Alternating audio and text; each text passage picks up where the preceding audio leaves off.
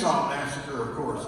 And of course, all the one-word titles that just summed up perfectly what was about to happen on the screen. Jaws, Maniac, Madman. And I watched many of those films at the drive-in because I was attracted by the lurid newspaper ads. Well, young filmmakers, and I know we always have filmmakers at these shows, young filmmakers are ashamed to do that today. Last year I went to this festival in Kansas City where I thought I had found one of the all-time great titles.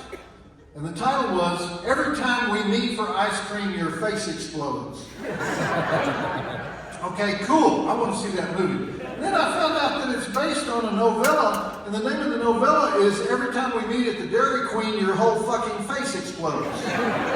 Which is so much better of a title. I mean, you can meet at the Dairy Queen and do all kinds of things that don't involve ice cream. But they actually took one of the most unique titles of the past 30 years and ruined it by trying to improve it. So my only advice to the young filmmakers in this audience would be, work on those titles, people, because nobody is going to see your poster. We're in the age of streaming. You're going to end up in an online menu. I keep expecting somebody to make a movie called Aardvark. You're on the online menu, man. You got to sell it with the title. And the movie I've chosen to lead off with tonight exemplifies that principle because that movie has the intriguing title of Bubba Ho-Tep. Bubba meaning Southern good old boy, and Ho-Tep meaning descended from Egyptian royalty. Written and directed by the great Don Coscarelli from the original novel by Joe R. Lansdale, boy from East Texas. Now, I want you to imagine Don Coscarelli going into the office of a typical Hollywood studio executive in the late 90s when he first got the inspiration to make this movie. And the executive says, okay, what's the title? Bubba Ho-Tep. Okay, fine, we'll change that title later. But what's the movie about? Well, the two main characters are 68 years old and 82 years old. So if the movie mogul doesn't have a heart attack at that moment, he says, okay, well, tell me about these elderly characters. Okay, 80% of the movie is in a depressing nursing home. Okay. We're going to art direct it with a lot of browns and dark greens to make it a sad and oppressive place. Okay. And the 68-year-old guy in the nursing home is Elvis. Okay, so it's a musical. We're going to have some Elvis songs. Elvis songs are always good. No, we can't afford any real Elvis songs. It's just Elvis without any songs. Okay, so what is Elvis going to do? Well, Elvis has a giant tumor on his dick that has to be drained once a day by exploding it like a pimple. Okay. And his only friend in the world is a black man who believes he's JFK and that they kept him alive by putting sawdust in the back of his brain and dyeing his whole body black, and that they control him from a secret room in the White House. And the executive at this point might say something like, okay, so there's a comic relief character who is crazy and is also a patient in this health facility. And Don would have to say, no, actually we want people to believe by the end of the movie that he really is President John F. Kennedy, even though he's not.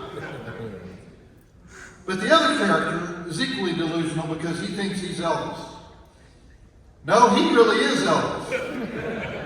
He's like an Elvis impersonator. No, he's a real Elvis believed by people in the nursing home to be an Elvis impersonator because Elvis at one time in his life started impersonating an Elvis impersonator. And what happens between these two guys? They make a plan to kill a redneck mummy. So there's also a mummy in this nursing home. No, there's a cowboy Egyptian mummy roaming through the woods of East Texas sucking the souls out of weak people. Okay, sucking their souls. Yes, sucking their souls out through their assholes. What else does this mummy do? Well, he uses the visitor's bathroom at the nursing home to carve obscene graffiti and hieroglyphics on the walls of the stalls while he's crapping out the residue of the people he has eaten. So this is sort of a raunchy comedy? No, we were planning on playing it straight. We do have one comic sequence about Elvis and JFK loving ding dongs, but other than that, it's a straightforward Elvis and JFK fight a reanimated Egyptian mummy to the death with wheelchairs and walkers historical paranormal docudrama. So, if we have an exceptionally polite Hollywood executive and Don manages to get this far in the conversation, the executive might say something like, "So you're making grumpy old Ghostbusters?" And Don would have to say, "No, it's more like non-lethal weapon. The weapon of choice being a bedpan and a walker, because Elvis uses his walker to fight the mummy." And then the executive would have to say, "Please leave my office." Now, when most indie filmmakers get the "please leave my office" message, especially if they get it from everybody in town, that's the end of the project. But Don Coscarelli is not most indie filmmakers. Don Coscarelli, if you look at all his films, he could best be described as the man whose plots can never be described. And believe me, I've tried. More to the point, his plots can never be completely understood. Lots of filmmakers talk about, quote, movie magic, and what they mean is technical tricks to create illusions. Don Coscarelli traffics in a different kind of movie magic, meaning he puts you in emotional places that you didn't realize existed anywhere in this universe until he showed you what they looked like. So there are many ways I could describe Bubba Ho-Tep, which we're about to watch, but they would all be bullshit approximations. I could say it's a movie about aging, it's a movie about regret, it's a movie about redemption, it's a movie about supernatural monsters that represent the fear in all of us. But when Joe Lansdale wrote this story in the early 90s, he announced to his friend that he'd written something that could never be filmed. Meaning, it didn't have a single commercial element in it, and it had everything in it that Hollywood hates. Well, Don Coscarelli proved him wrong. Don Coscarelli actually was told, get out of my office by every movie executive in Hollywood, and then he decided to make it anyway. It's probably Bruce Campbell's greatest performance. And even though Ossie Davis has a minor supporting role, it shows Ossie Davis at the height of his powers in his 57th year as an actor. He made his first movie in 1945 when he came out of the Army. And if the musical score by Brian Tyler doesn't make you tear up at some point, then you have had your soul sucked out through your asshole. It does all the things that Samuel Goldwyn said a movie should do. It makes you laugh, although it's not a comedy. It makes you cry, although it's not really a drama. It makes you root for a superhero, even though he's old and wrinkled and can't really handle the action sequences. And it makes you wonder how it could possibly end. It makes you care deeply about characters who are seriously flawed and damaged. And I hope there are a few of you in this audience who have not seen it yet. Are there any? There are, there's a hand, there's maybe 30, okay. Because there's nothing more satisfying than watching Bubba Ho-Tep for the first time. It's kind of like having sex for the first time. You know? I don't know what that was, but I want more of it. Yeah. Everybody who worked on this movie was doing it for the love of the project.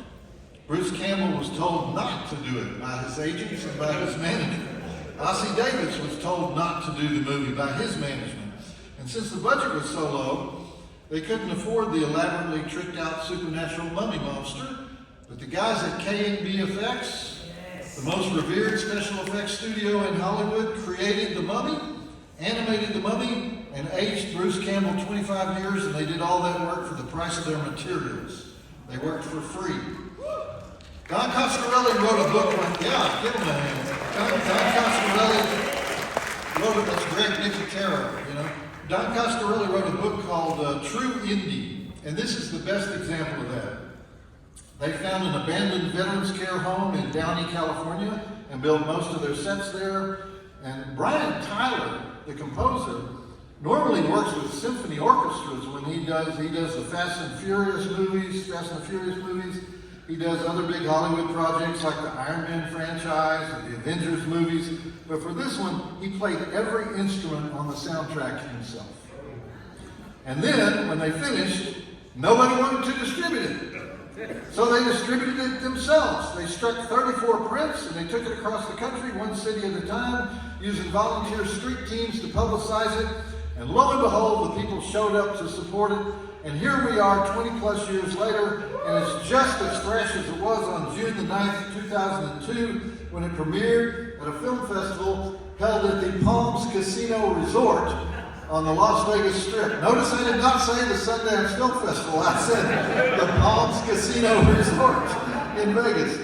And by the way, I do want to meet everyone here that I have yet to meet out front, so I'll be at the signing table all night, including during the movies, in case you wander out there. But after this film, we're going to have a Q&A, and I hope some of you have questions about the film because it's such a thought-provoking film.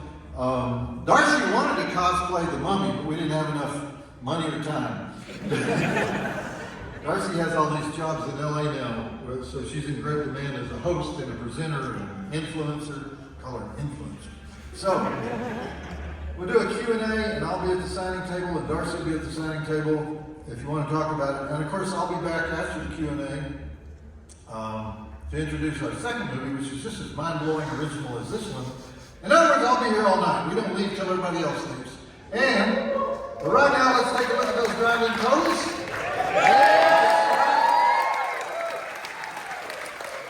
We have 6 dead bodies, 1 undead body, 4 breasts, 1 dead scarab beetle, 1 pecker growth, 1 rodeo mummy, 1 slow-mo Elvis posse walk, iron lung theft, fork stabbing, tongue ripping, wheelchair clubbing, giant bloodthirsty scarab beetles, exploding trailer house, hieroglyphic subtitles, profane hieroglyphic graffiti, mummy double torching, bedpan foo, walker foo, millennium flashback foo, space heater incineration foo.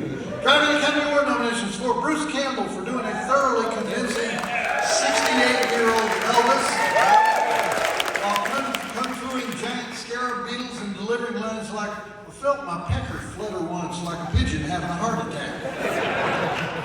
Ella Joyce as the nurse who has to don latex gloves and apply the white goo to Elvis's crotch. Reggie Bannister as the nursing home administrator who says, Miss Fiddlestein is waiting on her enema. Ossie Davis as the patient who thinks he's JFK, who shows off his drawer full of ding-dongs and baby Ruths and says, let's get decadent. Bob Ivy, the veteran stuntman in the title role, and Don Coscarelli, the writer-director, for doing things the driving way. 4 stars. Joe Bob says, check it out.